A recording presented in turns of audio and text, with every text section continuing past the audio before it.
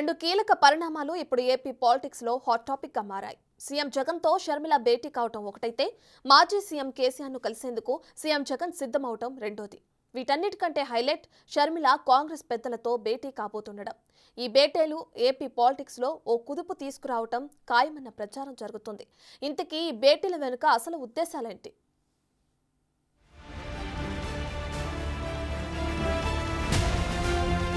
AP politics లో equations ఊహించనంత వేగంగా మారుతున్నాయి. తెలుగు రాష్ట్రాల్లో ఒకే రోజు రెండు కీలక పరిణామాలు చోటు చేసుకోబోతున్నాయి.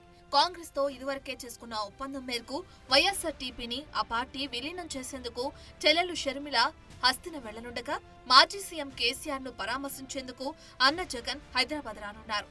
అయితే ఈ పర్యటనల వెనుక అసలు కథలు వేరే ఉన్నాయి.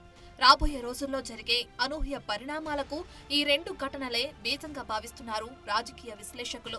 రాజకీయాల్లో ఏదీ కూడా కాకతాళీయంగా జరగదు. వారు మాట్లాడే మాట, వేసే అడుగుల వెనుక అర్థం ఒకలా కనిపించినా పరమార్థాలు వేరే ఉంటాయన్నది ప్రతి ఒక్కరికి తెలిసిందే. గతంలో చంద్రబాబు పవన్ భేటీ అయినా, జరగబోయే సీఎం జగన్ మాజీ సీఎం కేసీఆర్ భేటీ అయినా ప్రధాన అంశం రాజకీయమే అన్నది అందరికీ తెలిసిందే. అందుకే సీఎం జగన్ వైఎస్ షర్మిల భేటీ కూడా రాజకీయంగా ప్రాధాన్యం సంతరించుకుంది.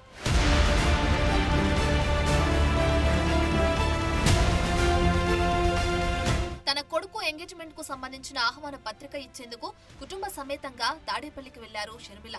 అరగంట పాటు సాగిన ఈ భేటీకి సంబంధించి లోపల ఏం జరిగిందన్నది బయటికి తెలియకపోయినా రాజకీయాలు మాట్లాడి ఉంటారన్న ప్రచారం తీవ్రంగా జరుగుతోంది. అన్నను ఆత్మీయంగా తన ఇంట జరిగే వేడుకకు ఆహ్వానించిన షర్మిల వచ్చే ఎన్నికల్లో వైసీపీని ఢీకొట్టేందుకు, కాంగ్రెస్ జరిపే వ్యూహ రచనల్లో పాల్గొనేందుకు ఢిల్లీ వెళ్తున్నారు.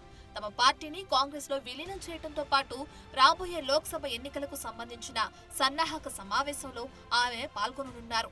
ఈ భేటీలో కాంగ్రెస్ పెద్దలంతా లోక్సభ ఎన్నికల్లో పార్టీ విజయం కోసం వ్యూహాలు రచించనున్నారు. ఇందులో భాగంగా ఏపీ ఎన్నికలకు సంబంధించిన చర్చల్లో షర్మిల పాల్గొంటారు. అన్న పార్టీకి చెక్ పెట్టే వ్యూహ రచనల్లో కీలక పాత్ర పోషించనున్నారు. చేరికలు, ప్రచారానికి సంబంధించి కీలక నిర్ణయాలు తీసుకోనున్నారు. దీంతో అన్న అన్నయ్య, రాజకీయం రాజకీయమే అన్న తీరులో అడుగులు వేస్తున్నారు షర్మిల.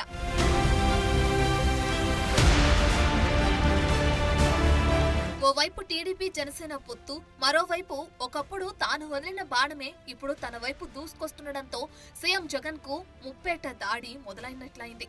ఇప్పటికే జగన్ ఆయువు పట్టైన రాయలసీమలో దెబ్బ కొట్టేందుకు టీడీపీ, మరోవైపు కాపు సామాజిక వర్గం స్ట్రాంగ్ గా ఉండే ఉభయ గోదావరి జిల్లాలో సత్తా చాటేందుకు జనసేన వ్యూహాలు రచించడమే కాదు, అమలు కూడా చేస్తున్నాయి.